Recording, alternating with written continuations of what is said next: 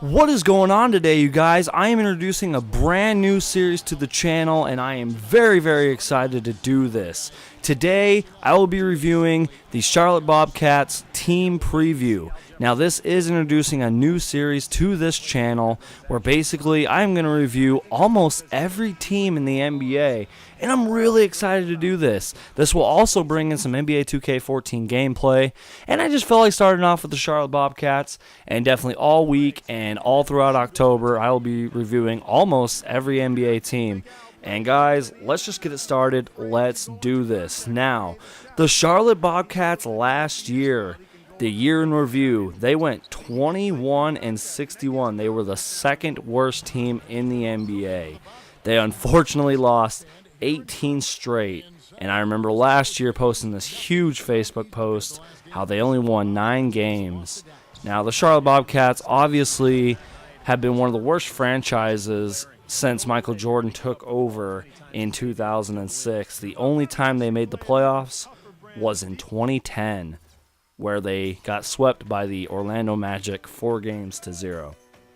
Now, the Bobcats have an interesting roster, and they could be very talented. I mean, each team is talented. Each team has their highlights, and the Bobcats, they do. They have some big pieces, and they have their weapons. Now, Kemba Walker is in his 3rd year, but the question is he their future? Kemba Walker is a solid guard. Coming out of college, he was blowing up. So, is Kemba Walker their future? How long is he going to be putting up with this team? How long are they going to put up with him? Is he part of their future system? Will he get traded? Will he sign with a new team? Or is he going to be a Bobcat for life? The dude can flat out play. And basically, you know, it's unfortunate that I have to say this, but every once in a while, people point the finger when your team starts to lose. So the question is, who is to blame for the Bobcats' failures? And unfortunately, it's been documented that the blame has to go to His Airness, Air Jordan. You have to blame, unfortunately, Michael Jordan for this, because each transaction, each deal, each trade, each signing, goes through Michael Jordan, and he's a majority owner. And basically, he has had a bad history with drafts and the draft picks. So it's interesting, that Michael Jordan is to blame for that, being one of the greatest players of all time. Now, him being this owner and not doing so well, maybe the Bobcats need to sort of focus on that. But that's just a personal side note. The Bobcats lost some players during the offseason.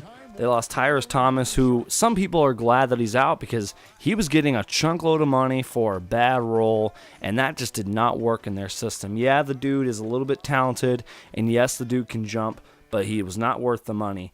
Then the Bobcats also lost Reggie Williams and one of my favorite players, Brian Mullins, who went over to the Clippers, and they also lost their head coach, Mike Dunlap. Now, this goes back to Michael Jordan, and guys, I apologize. I'm not trying to point all the blame at Michael Jordan, but this was ridiculous. They signed him for 1 year, and he failed, and then they fired him. That is ridiculous. Give some time for a coach to grow. There were a lot of firings this offseason involving coaches.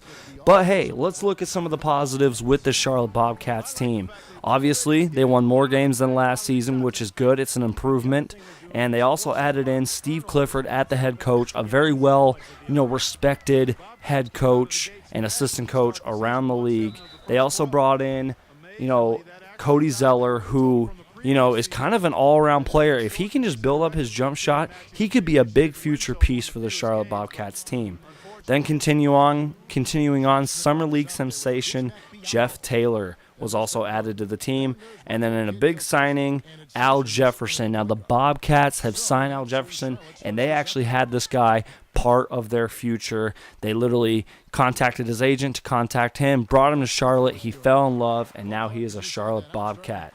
The Bobcats also have a nice second unit, and what interests me is, can Kemba Walker, Michael Kidd-Gilchrist, and Al Jefferson, could they be a dynamic 3-player, team? Could those 3 one day dominate the league?